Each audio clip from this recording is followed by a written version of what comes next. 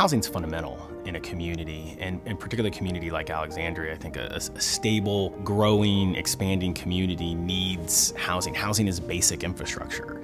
You cannot create jobs, you cannot support a thriving economy unless you have the housing supply necessary to house people who are going to be part of that growing economy.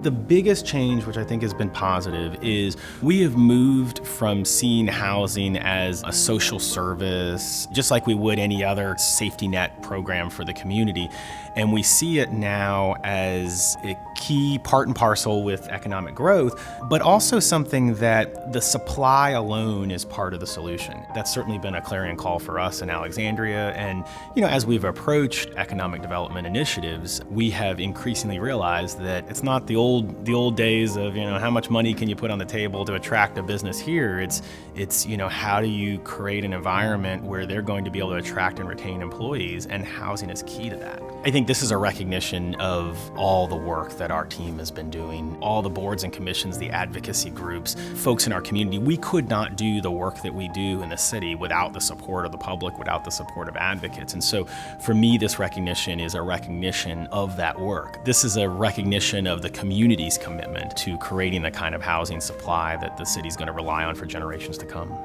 Every time we have one of these, ribbon cuttings, and you see the families and you talk to them, every time I run into someone on the street and, they say, I live here, and you realize that their home was a set of decisions and public meetings and policy questions and, community charrettes and whatever else to get there, that makes that worth it.